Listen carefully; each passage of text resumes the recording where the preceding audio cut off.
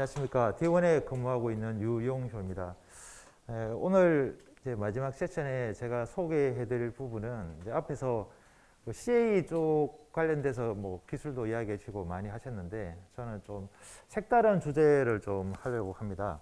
그래서 지금까지 뭐 제가 앞으로 보여드릴 내용은 제가 다 만든 건데 앞에도 뭐 그렇게 다 했지만 목차를 잠시 해보면 제목을 제가 미래 R&D 대응 전략이라고 세웠습니다. 뭐냐 그러면 회사 같은 경우에는 뭐 대응 전략을 굉장히 잘 세웁니다. 반대로 이제 제가 포커스하는 부분은 개인의 역량이 쪽이 되겠습니다. 그 트렌드에 회사는 데이터를 다루는데 개인은 이제 피플 측면을 어떻게 해야 되는가 이제 그런 측면하고 손에 익은 툴 하나쯤 갖자가 제가 캐치플레이가 되겠습니다. 15년 동안 컨셉맵이라는 걸 한번 써봤는데 이제 거기에 대해서 제가 좀 상세한 예제를 통해서 한번 소개해드리도록 하겠습니다.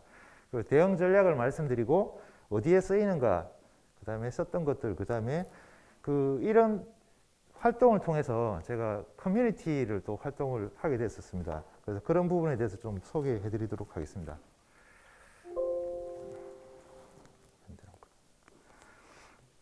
예, 제가 누구인지 한번 설명을 해드리도록 하겠습니다. 예전에는 뭐 우리 화려한 리스트하고 그런 것들이 많았는데, 예. 저는 이제 1993년부터 이제 회사 생활을 일단 시작을 했습니다. 그래서 2003년에 이제 전화번호는 지금까지 그대로 유지가 되고 있고요. 그 다음에 제 이메일도 2005년에 이제 그대로 유지가 되고 있습니다. 그리고 덩달아서 제가 이제 블로그를 하게 됐고요. 이 블로그를 통해서 최근에는 이제 뭐 트렌드가 이제 너튜브지 않습니까, 그죠? 너튜브를 시작했고 또 친구의 도움을 받아서 저의 로고도 하나 만들었습니다. 그 다음에 이제 제가 최근에 제 지인한테 들었던 거는 야, 이렇게 왜 이렇게 복잡하냐? 그래서 QR 코드로 진행이 되지 않습니까?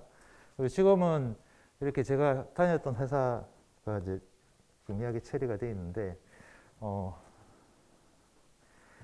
한 장으로 이야기하면 뭐 요즘에 제가 많이 쓰는 제 디지털 명함이 되겠습니다. 이거 QR 코드를 한번 치시면은 이제 제가 어떤 사람인지 좀 알 수가 있겠습니다. 자, 그 다음부터 한번 좀 들어가 보도록 하겠습니다.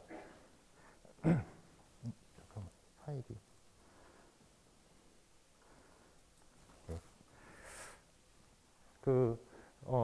이제 트렌드하고 데이터 부분이 되겠습니다. 죄송합니다. 파일이 바뀐 것 같은데. 잠깐만요.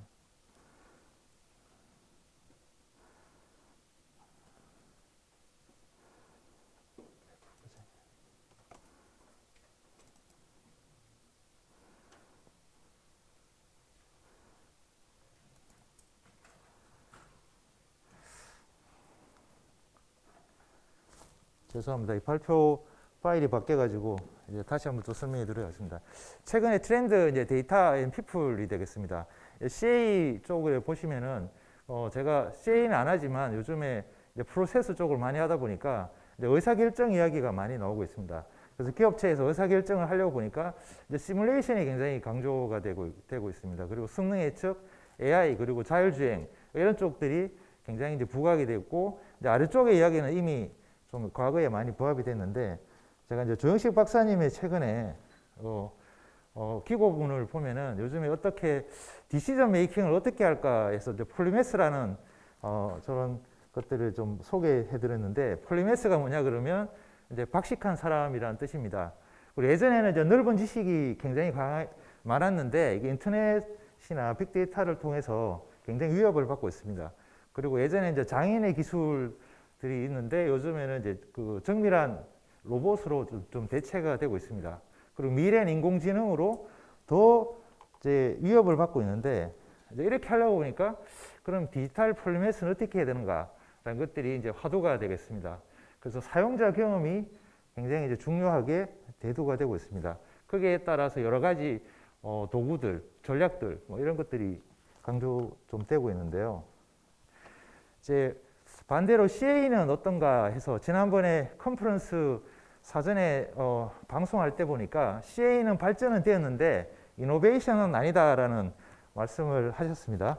그래서 이 내용을 보면 이제 발전 단계가 뭐 이제 해석하시는 분 아시겠죠. 그물치기 하시고 적정 설계하고 이제 최적 설계 이렇게 활동이 되고 있습니다.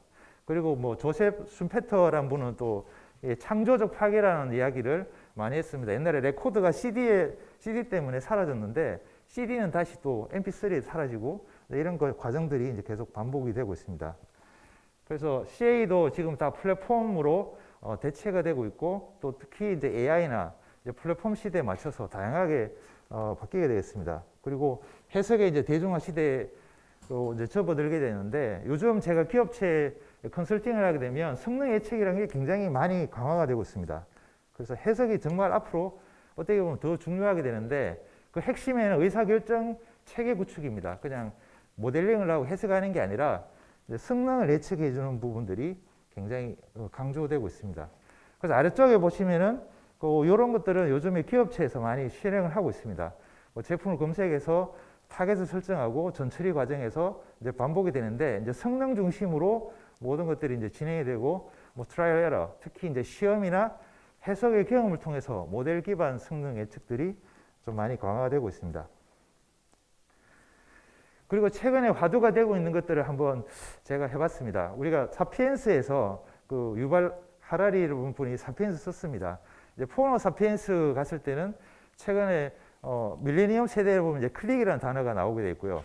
거기에 이제 그 성균관대 최재분 교수님이 책을 쓰셨는데 최근에 이제 9가지 코드라는 걸 통해서 또 어떻게 포노 사피엔스가 가야 되나 하는 부분들을 이야기를 하고 있습니다. 그 중에 제가 오늘 주제에 관련돼서 한 4개 정도를 이렇게 집어봤습니다. 디지털 트랜스포메이션하고 실력, 뭐 진정성, 그 다음에 메타인지 뭐 이런 부분들이 되겠습니다. 그리고 최근에 책들을 제가 많이 해서 웹들을 만들고 있는데 특히 요즘 많이 나온 게 뭐 50대에는 이제 나를 위해서, 그 다음에 커뮤니티 이제 성장, 그 다음에 호기심 이런 단어들이 요즘 최근에 많이 부각되고 있는 단어들이 되겠습니다. 자, 이런 것들을 통해서 한번 보면은 이제 기업에서 제일 원하는 게 문서화가 되겠습니다. 문서화라는 것들은 어떤 일을 체계적으로 할 때 이제 업무와 프로세스와 시스템이 다 돌아가야 되는데 뭐 해석도 CA도 이제 마찬가지 되겠습니다. 그래서 기업이 원하는 거는 이제 신뢰성인 부분이 되어 있고 이제 개인이 원하는 부분은 이제 편의성. 그다음에 해야 될 것들은 사실은 디지털 트랜스포메이션. 원하는 것들은 저희가 갖춰야 될 실력이나 뭐 메타인지 이런 부분들이 좀 해당이 되겠습니다. 그래서 좀 더 나아가 보면 이제 기업이나 개인이 어떤 것들을 갖춰야 될지 한번 살펴보도록 하겠습니다. 회사 같은 경우에는 뭐 디자인 싱킹, 엔지니어링 활동 이런 다양하게 역량들을 많이 확보를 하고 있습니다. 근데 이제 개인의 측면을 보면 이제 밸류를 찾아내는 능력이 굉장히 강조가 되고 있습니다. 그래서 자기가 손에 익은 툴들이 굉장히 이제 중요하게 되는데 제일 핵심에는 이제 최고의 관찰자가 되어야 된다라는 거가 개인적인 측면에서는 굉장히 앞으로 그 부각이 되는 부분이 되겠습니다. 그래서 최근에 제가 이렇게 책을 읽고 한 장의 맵을 만들고 뭐 이런 것들 하고 있는데 이제 이렇게 한 이유 중에 하나가 제가 그 카이스트 교수님한테 한 권의 책을 읽고 뭐 할 건지 이런 질문을 좀 받았습니다. 그랬더니 교수님은 1시간 강의 자료를 만들겠다 이런 이야기를 했습니다. 그럼 저희는 한 권의 책을 읽고 어떻게 해야 될까? 그래서 저는 한 권의 책을 읽고 이제 원페이지 맵을 이제 만드는 일을 계속 하고 있는데 이제 인터넷에 쳐보시면 이제 소평맵이라는 단어는 사실 좀 유니크한 부분입니다. 제가 그 처음으로 썼는지 모르겠지만 하여튼 소평맵이라는 단어는 좀 유니크한데 그 이전에는 이런 것들을 좀 많이 해봤습니다. 아마 해보신 분 있겠지만 이제 마인드맵이라는 것들을 많이 쓰셨을 것 같습니다. 그리고 이제 PC본 다이어그램이라는 것도 많이 썼을 텐데 제일 중요한 부분은 그 어떤 일을 갖다가 그 소개하거나 아니면 이제 설득할 때 이제 원페이지가 굉장히 중요하다고 저는 이제 좀 생각이 됩니다. 이 원페이지가 왜 중요하냐 그러면 그 전체 흐름을 통해서 그 모든 것들이 일관적으로 이해시키려고 그러면은 자신의 논리가 좀 그 논리를 가지고 그 현상에 대해서 잘 맞춰야 되는데, 그 여기 컨셉 맵의 제일 큰 특징이 주제들 사이에 관계를 설명하는 거가 있습니다. 그 뒤에 조금 더 자세히 설명할 텐데, 이런 걸 통해서 이제 개인이 그 다음에 회사가 가는 방향하고 온라인에서 이제 밸류를 찾아가는 거, 그러니까 이런 것들이 미래 뭐 대응 전략이라고 할 수 있겠습니다. 제가 책을 읽다가 이제 발견한 부분이 되겠습니다. 단 한 장으로 한 사람을 설득할 수 없다면 이 100페이지를 써도 똑같다는 거죠. 기업체에서 임원이나 그 회장님한테 보고할 때 그냥 한 장을 원합니다. 뭐 복잡한 게 아니라 그래서 어떻게라는 이야기를 많이 하는데, 이제 그럴 때 우리는 어떻게 대응을 해야 될까 하는 것들이 굉장히 중요한 화두가 되고 있습니다. 그래서 컨셉 맵하고 다른 차이점 뭐냐 그러면, 여기 보시면 이제 무작위로 생각을 떠올려 가지고 관계를 형성하거나 자유롭게 생각을 떠올려서 관계를 맺는 거, 이런 것들이 이제 컨셉 맵의 장점이 되겠습니다. 예를 들어 이런 거죠. 나는 무엇을 한다라고 했을 때 이 무엇을에 해당되는 부분에서 이제 파생돼서 계속 이어나가는 것들이 이제 여기 컨셉 맵의 가장 큰 핵심이 되겠습니다. 초기에 제가 왜 이렇게 썼나 그러면, 제가 아시는 이제 멘토분이 이렇게 샘플을 주셨습니다. 나의 생활은 어떻고, 이제 이걸 가지고 저는 이렇게 한 15년 동안 하다 보니까 계속 다른 식으로 제가 이제 발전을 좀 시켰는데, 제가 한 15년 동안 컨셉 맵을 써보다 보니까 뭐 이런 것들이 2개 정도가 나왔습니다. 쉽게 보면 제가 표현하고자 하는 목적 중심으로 그리려고 하면은 6가지 스텝 정도, 그 다음에 이제 학습, 그러니까 솔루션 중심으로 이렇게 그 맵을 만들려고 그러면 한 3개 스텝, 뭐 이렇게 하면은 효율적으로 할 수 있지 않을까라는 생각이 들겠습니다. 그래서 저는 이제 이 컨셉 맵으로 우리가 데이터 댐을 제가 한번 쌓아봤는데, 쉽게 보면 우리가 지식이나 경험들이 저렇게 있습니다. 있어서 저거를 가지고 제가 컨셉 맵을 통해서 저만의 이제 데이터 댐을 한번 만들어 봤습니다. 그러다 보니까 또 새로운 형태의 어떤 비즈니스가 나왔습니다. 업무 분석 맵은 제가 컨설팅을 하면서 기업체 프로세스를 주로 많이 그리고, 소평 맵은 이제 책을 읽으면서 책에 대해서 한 장을 그리고 시사 맵, 이런 쪽으로 좀 발전이 되고 있습니다. 예를 들어서 많이 보셨죠? 그 정부에서 이야기하는 그린 뉴딜, 뭐 디지털 뉴딜, 이런 것들도 이렇게 한 장으로 펼치면서, 또 여기에 가운데 있는 부분들을 이렇게 펼치시면 또 여기 그 디지털 뉴딜에 대해서 이런 상세한 내용들을 표현할 수가 있습니다. 이제 지금부터는 이제 활용법에 대해서, 활용에 대해서 한번 말씀을 드리겠습니다. 제가 한 15년 동안 이 툴을 쓰다 보니까 도대체 내 PC에 얼마 정도 어떤 데이터가 쌓여 있는지 한번 기록하고 싶었는데, 그렇게 된 계기가 이거 R이라는 데이터 분석하시는 분이 있는데 유튜브에 많이 하시더라고요. 그래서 그분이 통계에 대해서 하시다가 보니까 저도 제 폴더에 있는 데이터를 찾아보니까 거의 이제 한 4,500개 정도 뭐 이런 파일들이 쌓이게 되어 있습니다. 그래서 제가 15년 전에는 아무런 생각 없이 시작했는데 지금에는 이렇게 유니크하게 저만의 자산이 되었습니다. 그럼 예를 들면 이런 거죠. 이게 제 친구 이야기인데, 친구의 라이프 맵을 한번 해봤습니다. 이 친구가 이야기하는 거는 이제 글씨와 정신, 일치하는 사람, 그러니까 붓보다 뜻이 먼저, 이런 의제필선, 이런 단어를 쓰면서 이제 자신의 그 역량과 사회 봉헌 뭐 이런 것들을 하고 있습니다. 그래서 저도 이제 친구로서 이렇게 이제 글씨도 없고 그러는데, 하여튼 이런 친구의 라이프 맵을 한번 그려봤고,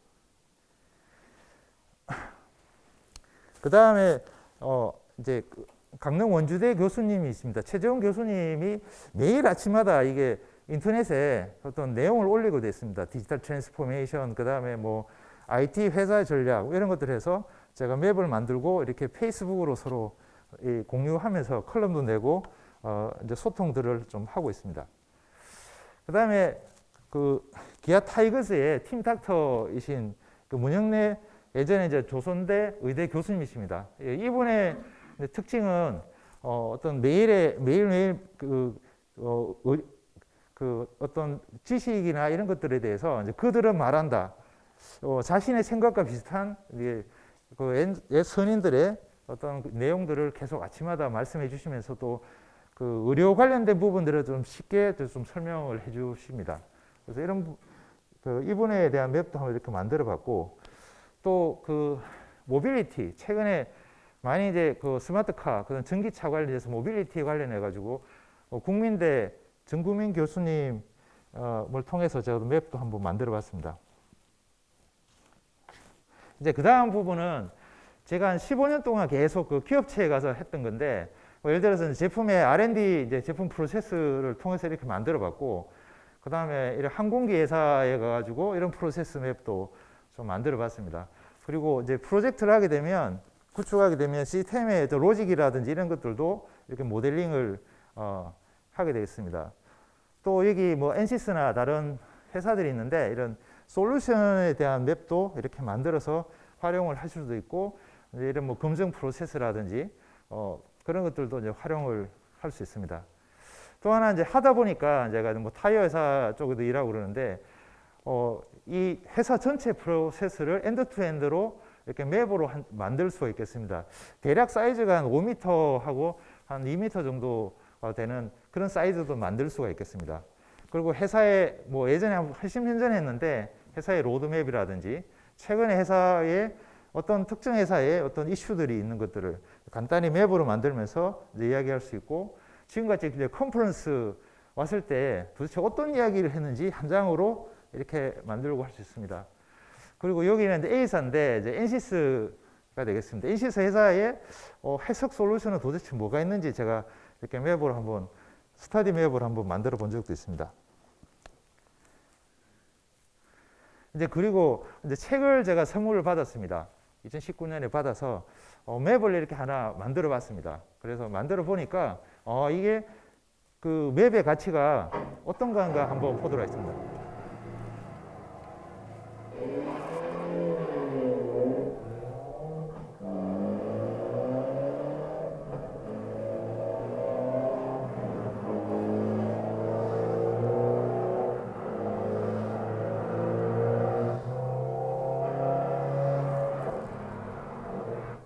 소리가 계속 나는데, 이렇게 복잡한 매지만 우리가 지도라고 보물 지도라고 보면 되겠습니다. 이게 이렇게 많은 정보 속에서 내가 가려고 하는 길을 갖다가 하이라이트 시키고, 제가 시간이 없어서 그런데 나머지는 이제 회색 처리하고 하이라이트 시키게 되면 충분히 이런 큰 디지털 장치에 의해서 전체 프로세스를 볼 수 있는 장점이 되겠습니다. 예를 들어서 이게 어떻게 만들었냐를 한번 보겠습니다. 제가 그냥 만든 게 아니라 처음에 이제 키워드를 추출합니다. 책을 읽고 이렇게 키워드를 추출해서, 그 다음에 이제 관련된 부분에 대해서 이제 컬러링하고 메시지를 연결 작업을 합니다. 이렇게 줄이고 합치고 하는 배치 작업을 하면서 계속 만들게 되면 이제 이런 맵이 만들게 됐습니다. 요거는 한 달 정도 제가 걸려서 만들었습니다. 다음으로 이제 최근에 제가 비즈니스에 관심 있는 게 이제 RPA가 되겠습니다. 로봇 프로세스 오토메이션. 이런 부분이 그 모든 곳에 영향을 주는 것 같습니다. 제가 그래서 그 MS 팀즈로 저희 회사가 일을 하고 있는데, 이거하고 저희 이제 PLM이라든지 솔루션에 대해서 어떻게 일을 자동화할 수 있는지 이제 그런 것들을 좀 고민해서 만들고 보니까 이제 그 작업이 어려운 부분들이 있습니다. 이런 부분들을 어떻게 피해야 되는 건지 뭐 이런 것들도 관심이 있고, 특히 이제 MS가 이런 솔루션을 M&A를 함으로써 지금 앞으로 시장에서 이 RPA 시장이 굉장히 주목을 받는 형국이 되겠습니다. 다음으로 이제 서평맵을 좀 한번 설명해 드리도록 하겠습니다. 철학은 어떻게 삶의 무기가 되는가? 혹시 이 책 읽으신 분 혹시 계신가요? 읽으셨죠? 네, 읽고 좀 많이 이제 도움이 됐는데, 예를 들어서 이 책을 처음에 제가 사가지고 이렇게 한번 해봤습니다. 도대체 사람, 조직, 무슨 일, 사고 이렇게 해서 어떻게 이게 무기가 될까를 한번 추적을 해봤습니다. 그래서 각각의 멘토들이 굉장히 많더라고요. 그래서 이거를 이제 매일 조금씩 붙여봤습니다. 저렇게 붙여보고, 이렇게 붙여보고, 그래서 이게 도대체 무슨 이야기 하는지를 한번 쭉 맵을 한번 만들어 봤습니다. 이렇게 만들다 보니까 이제 맵이 이렇게 나왔습니다. 이렇게 나왔는데 더 재밌는 거는 제가 블로그에 이제 이걸 올려봤습니다. 올렸더니 이제 어떤 분이 이렇게 메일이 한번 왔었습니다. 책을 싫어하는 딸이 있는데 이걸 주면은 잘 읽을 것 같다라는 이제 아빠가 보낸 편지입니다. 그래서 제가 감동을 받고 당장 드렸습니다. 이분한테. 그리고 또 이런 것도 있습니다. 악마의 대변인. 우리 한번 이거는 나중에 한번 읽어보시면 좋은데 그 이제 쿠바 사건 때문에 이제 미국 대통령이 어떻게 이 위기를 탈출했는가라는 게 있습니다. 그래서 철학은 어떻게 삶의 무기가 되는가. 저는 이게 굉장히 좀 감명을 받았습니다. 그 다음에 저희가 보면 해마다 가트너가 이제 그 10대 기술을 해마다 발표를 하는데 이걸 어떻게 매핑할지 저도 한번 고민하다가 이렇게 한번 해봤습니다. 해마다 연도별로 동일한 기술이 이제 몇 년을 거쳐서 이렇게 나타나는 기술이 됐습니다. 나머지는 다 사장이 되고 저런 기술이 남았는데 최근에 또 이렇게 한번 인사이트를 끼기 위해서 묶어봤습니다. 지난 10년 동안에 뭐 어떤 것들이 살아남고 이제 앞으로는 어떻게 가야 될까 이렇게 해보니까 약간 이제 이런 걸 통해서 이제 저런 인사이트를 좀 얻을 수가 있었습니다. 그 다음에 이제 전기차가 최근에 굉장히 화두가 됩니다. 아까 소개해드렸듯이 제가 매달 이제 캐덴 그래픽스에 이제 칼럼을 쓰게 되는데 이제 그것도 계기가 돼서 저도 원래 자동차 설계를 옛날에 했기 때문에 뭐 이런 쪽으로 관심이 많아서 한번 해봤습니다.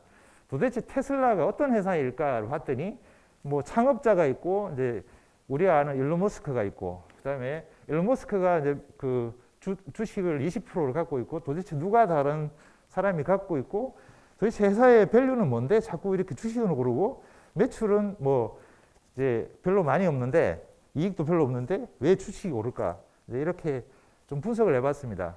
나름을 보니까 미국이라는 회사가 정말 대단합니다. 예를 들어서 창업자가 한 일, 그 다음에 이게 제프리 스트로벨 이분이 전기차를 만들었습니다.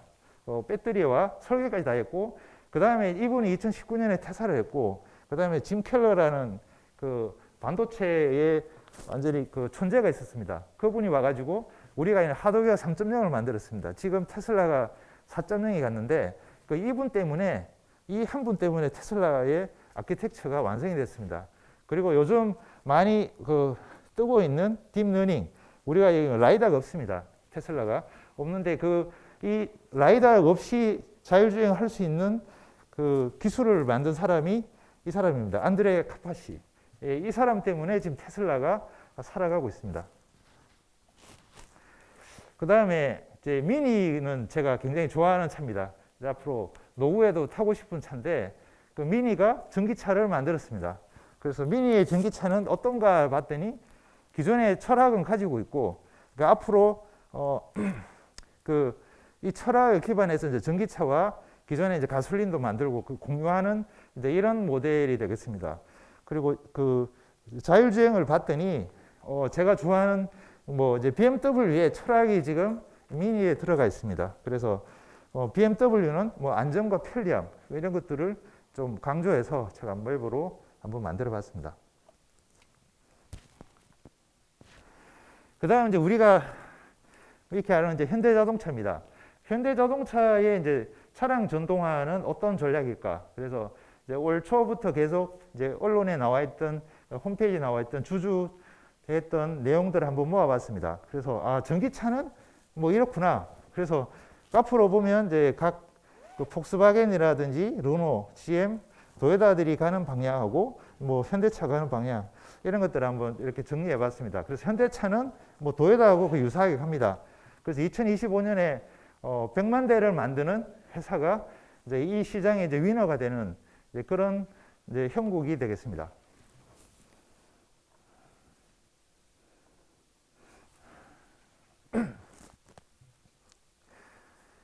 그리고 제가 이렇게 컨셉맵을 만들다가 이분을 사실은 만나서 많은 변화가 일어났습니다. 이분이 이제 마이크로소프트의 이제 이소영 이사님이신데 그 홀로 성장하는 시대는 끝났다라는 책을 냈어요. 개발 그 엔지니어 소프트웨어 엔지니어 200 거의 2,000명의 인터뷰를 한 결과를 실었는데 여기 핵심이 이제 마이크로소프트가 이제 거의 그 주식이 막 내려가다가 다시 1등으로 성장한 이유가 이 성장 마인드셋입니다. 예전에는 고정 마인드셋, 뭐 여기 그 CEO가 내가 정말 그 핵심이야라고 했을 때 다 따라가는 건데 성장 마인드셋 경우에는 늘 공부하는 문화, 뭐 이런 것들이 큰 변화를 이뤘고 이제 커뮤니티라는 거하고 뭐 일의 본질, 뭐 가르쳐 공부하는 힘이 세다. 하여튼 이런 것들이 배움, 행복, 재미 이런 것들이 기업에 전반적으로 영향을 주면서 이제 마이크로소프트가 다시 성장했습니다. 그런 과정을 책을 썼는데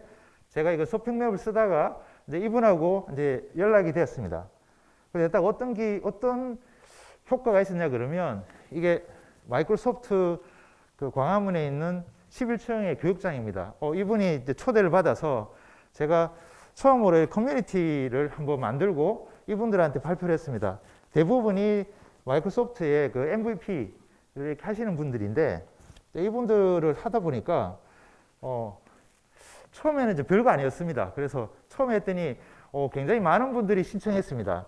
코로나가 딱 터지고 뭐 그때 한참 이야기가 있었던 요 2월 20일 정도였고 그래서 저는 이제 이게 어떻게 발표를 할까 해서 지금 이렇게 아까 이야기했던 제가 지금까지 썼던 것들을 한번 쭉 묶어서 한번 발표를 해봤습니다. 그랬더니 이제 다양하게 이제 변화를 하고 이렇게 이제 같이 이제 모임을 가지고 제가 이제 발표도 하고 이분들의 생각을 또 한번 물어보고 저도 이제 배우고 이런 과정을 하다 보니까 야 이게 정말 끝판왕은 재능 기부구나 뭐 이런 것 됐습니다. 그리고 저희가 또 한 분이 화가이신 분인데 뭐 저희가 하는 것들도 그림도 그리시고 그래서 이런 것들이 굉장히 이제 변화를 많이 가져왔습니다. 그리고 더 놀라운 거는 이게 한 분이 이분도 이제 대표이신데 저희 강의를 같이 듣고 나서 이렇게 한 장으로 딱 정리했습니다. 저보다 더 잘 제가 하려고 하는 내용을 한 장으로 다 정리를 하셨습니다. 그리고 그 이후에 계속 모임을 가졌는데 우리가 아는 이제 코로나 때문에 다 거의 이제 그 취소를 하고 올 8월 달에 제가 이제 사천에 항공기 관련된 회사들이 있습니다. 이분들하고 이런 모임을 한번 가져봤습니다. 그래서 모임 이후에 또 한 번의 저의 이제 새로운 도전의 기회가 왔는데 이걸 소개했더니 여기 계신 분이 이제 회사를 초대해 주셨어요. 그 큰 국제 항공기 회사인데 도대체 이제 이거 어떻게 업무에 활용 가치가 있을 것 같은데 팀하고 한번 이야기를 해봤습니다. 그 결과가 어떻게 보면은 IT에 어떤 약간의 이제 변화, 그래서 개인적인 관심 이런 것들을 통해서 조금 더 나은 일들을 갖출 수 있지 않을까. 특히 제일 효과가 있었던 게 그 어떤 문제점에 대한 Q&A들이 많이 있습니다. 이런 것들을 이렇게 맵으로 만들면은 좀 활용 가치가 있겠다라는 것도 좀 말씀해 주셨습니다. 이제 또 하나 이제 개인적으로 관심사입니다. 그러니까 뭐 다른 것들은 뭐 업무적인 건데 제가 이제 통영 여행을 가려다 보니까 여기 계신 분이 이제 출신이 이제 통영이시고 자기 아버지가 이제 그림을 그리셨습니다. 이렇게 인터넷에 페이스북에 올리셨고 제가 이분을 통해서 통영에 어디를 가면 좋겠는지 한번 따라가 보고 이렇게 하다가 보니까 굉장히 이제 서로 도움을 주는 그런 결과를 좀 나왔습니다.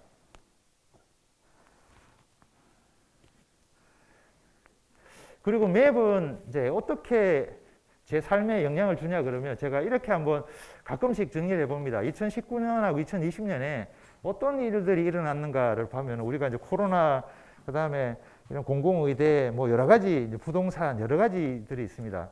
그래서 맵을 하다가 보니까 업무 위에 제가 컨셉 맵 주제로 작년에 유사한 것들을 이제 첫 번째 발표를 하게 됐고 또 하나 이렇게 하다가 언컨택트라는 책을 스펙맵을 쓰다 보니까 이제 출판의 기회가 그러니까 어떤 유료화 기회가 한번 주어질 뻔했습니다. 예.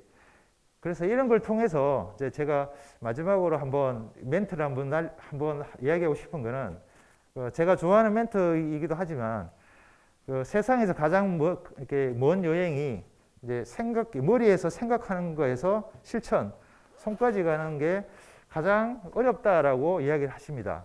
그래서 저는 이 컨셉 맵이 어떻게 보면 저한테는 굉장히 친구인데 매일매일 어떤 일들을 생각하고 정리하고 하는 도구로서 저한테는 굉장히 친구 아니면 미래 동반자 뭐 이런 것들이 되겠습니다.